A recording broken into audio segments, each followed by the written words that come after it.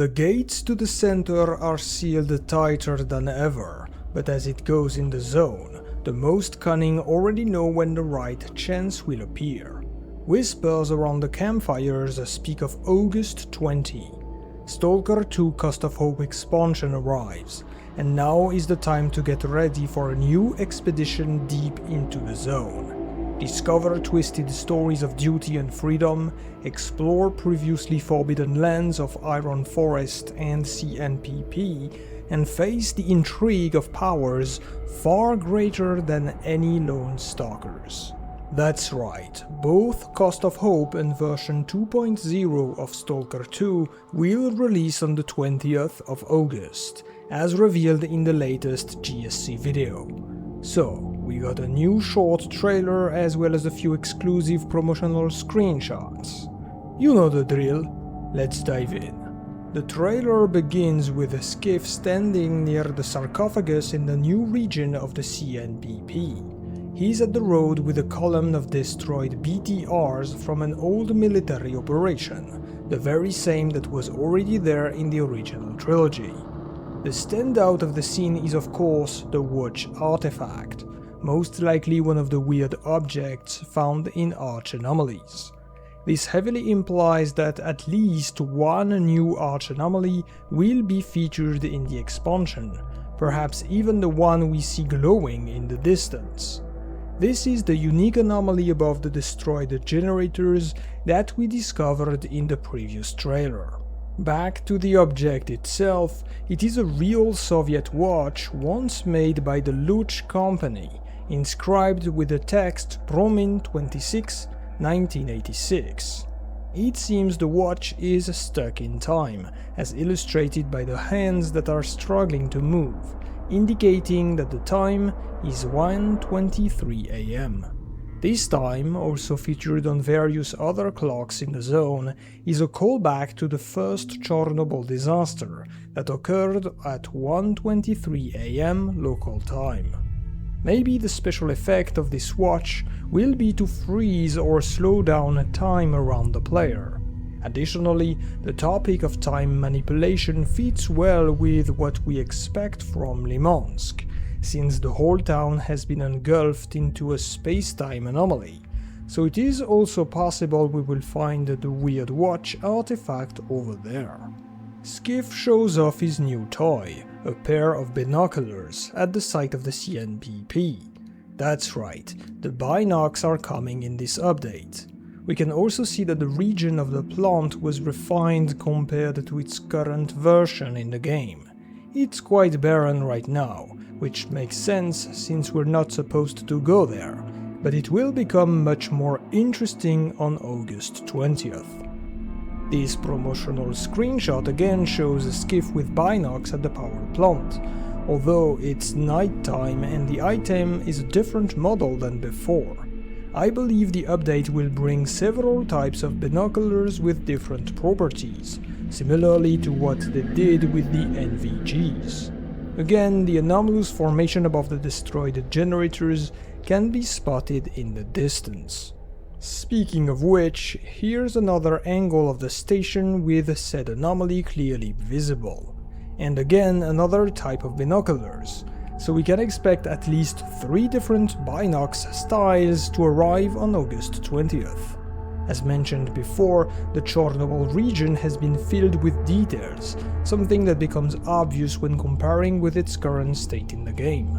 From all the material shared by GSC since the beginning of Cost of Hope's promotion, we can deduce that the CNPP will be explorable in a very generous way, both on the outside and on the inside. But before we get there, we'll have to go through many other places first, including areas we've already visited. One such location is the water dam at the perimeter, featured in this new screenshot. There's an IPSF ambush there in the current version of the game, though it seems the dam will be expanded, since Skiff is now standing on the catwalk that previously remained inaccessible, and one of the doors to get inside is open. A chopper has also showed up on the helipad.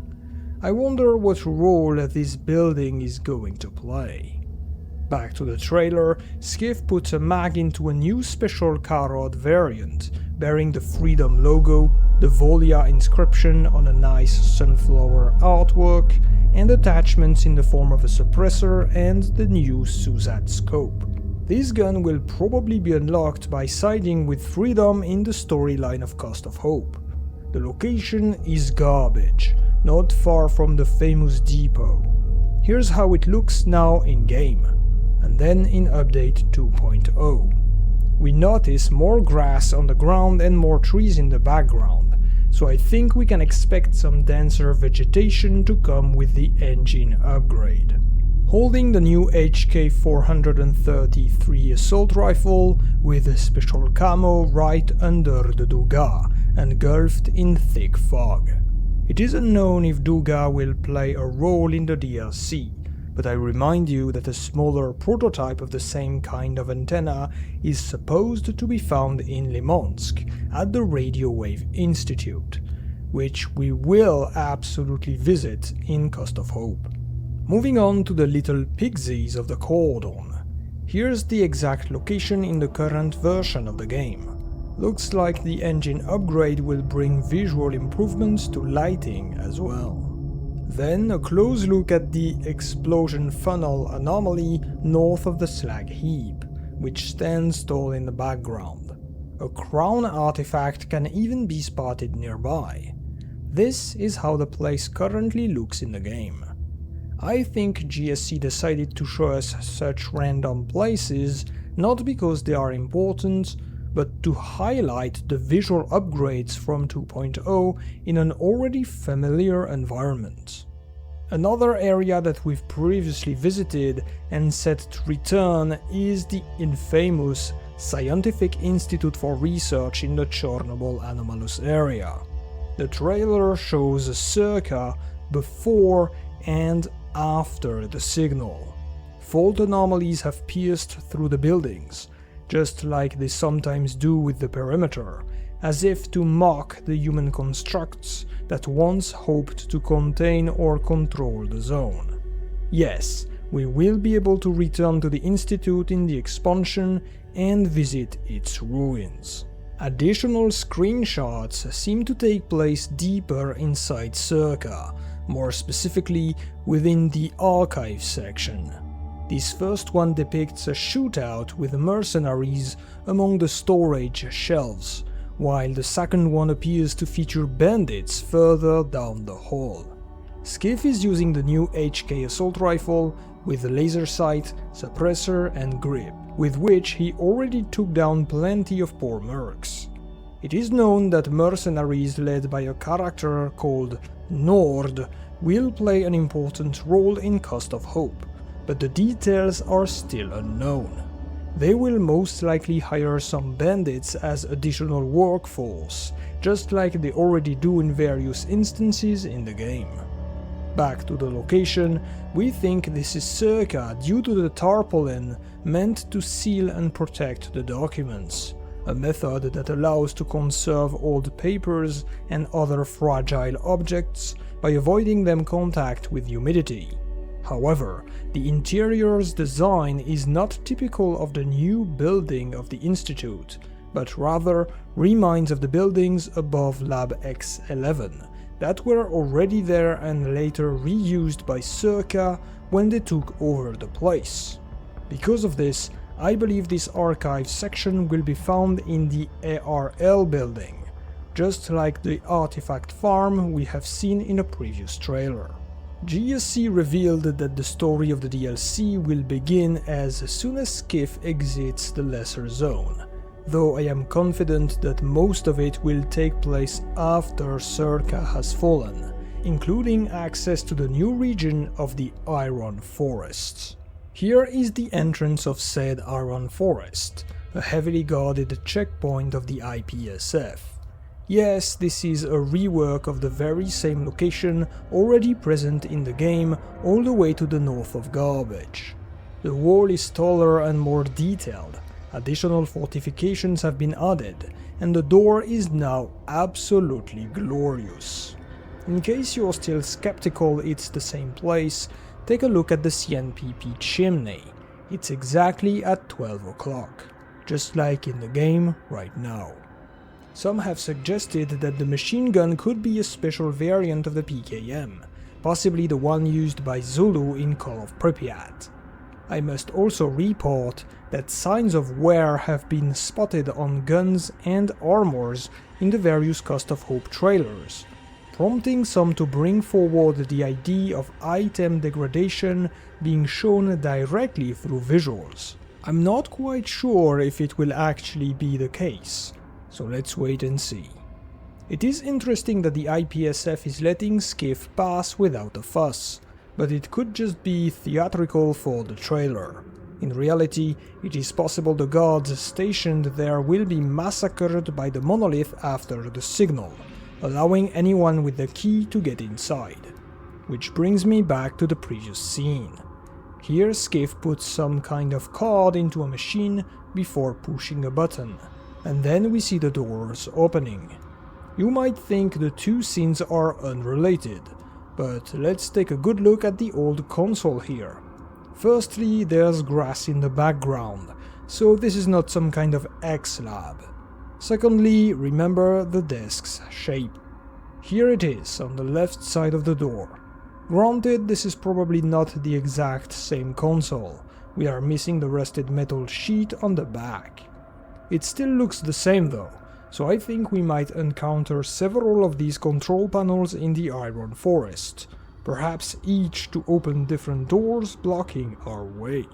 The lightning on power lines is a staple of the anomalous phenomena of electrical nature, especially in the Iron Forest. We can see the wall closing off the location, and beyond it, the thick fog that may very well be a brand new weather state. Pushing further in the region, SCIF holds the new SKS rifle, equipped with a laser pointer and a PSO scope.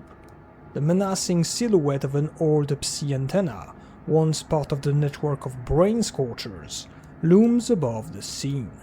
This part of the Iron Forest seems to feature gravitational anomalies instead of electrical ones. No worries though, cause here are the electrodes. See those arcs between the pylons? There's a possibility they will form impenetrable walls that SCIF will have to go around, creating some kind of an electric labyrinth to navigate. And maybe, just maybe, an artifact will wait for us at the center of the maze. To finish with the Iron Forest, we got this screenshot. Nothing special at first glance. Sure, the scenery is nice and so is the Cora pistol, but that's pretty much it, right? We look again and notice these strange waving lines on both sides of the screen. Is this some kind of new effect that SCIF will be subjected to? Perhaps something linked to the mysterious radio signal, nicknamed Zombie FM, that is rumored to be coming from Lab X16? Let me know your theories in the comments. Speaking of X16, here it is in one of the new screenshots. This is the same corridor we saw in the last trailer, with dead bodies, UV lights and glow sticks. Except this time around the SCIF is fighting expert mercenaries with his new HK rifle. Here is how the location looked like in the good old Shadow of Chornobyl. One cool detail I noticed, this dead merc was using the new Fora 230 submachine gun that will also be added on August 20th. And here it is in all its glory, with a suppressor and laser pointer. The location appears to be some kind of old cell block, possibly for prisoners who once served as test subjects in the X laboratories. This could be the infamous X-19, though there is also the possibility of this being somewhere in SIRCAA, within the annex facilities of X11, or even in the previously mentioned ARL building. After all, the design of the letters here seems similar to a very small bit that was seen in the archives, so who knows. Another currently unidentified location is this kind of underground train station, where a group of duty fighters is taking a rest. It looks like some of the men are wounded, perhaps as a result of a confrontation with Freedom or with the mutants that most likely inhabit these tunnels. My theory is that these are Zulu's men, taking a break from their expedition to the zone's center via the underground, possibly the infamous Pripyat underpass or the monorail system that's already been teased. Call me crazy, but I kinda recognize Captain Gromovyi and Roosevelt in the background. Of course, it's very hard to tell and I could absolutely be wrong, yet having them here would make sense. Both have lived through the so-called good old times of duty, when the faction was at its peak, and would be very eager to bring it back to such heights by following Zulu. Furthermore, Roosevelt is known to be a friend of Zulu, who even appeared close to him in the previous trailer. Last but certainly not least, there is this screenshot depicting a macabre lecture room, where scientists could have gathered to witness autopsies and other questionable experiments on test subjects. The old projector actually displays one such instance. Could this be depicting the creation of the Cadaver, the new mutant to be added in Cost of Hope? Perhaps. Thankfully, Skiff will have the new G3 rifle at his disposal to deal with any rising threat. I'm sure you've noticed that throughout the trailer, Skiff talks to an unknown rookie stalker over the radio about the state of the zone. Hello? Hello, this is Skiff, right? Depends who's asking. You don't know me. I'm just starting out as a stalker. There's a lot of rumors about the zone on the mainland, but it looks like so many things have changed for the better. Even some new places have been discovered. And now there's a way into the Iron Forest. I'm just not sure I'll make it there. If you want to know, walk your own path. See it for yourself. While this dialogue could potentially exist in Cost of Hope, I am more inclined to believe it was made specifically for the trailer and will not appear in-game. If I am wrong, however, it could be that the whole DLC begins with this interaction, with Skiff being contacted by this curious newcomer to the zone. Indeed, GSC once said that the expansion will start when we receive a message on our PDA, so who knows. I guess we shall find out on August 20th. In the meantime, take care of yourselves, stalkers, and I'll see you in the next one.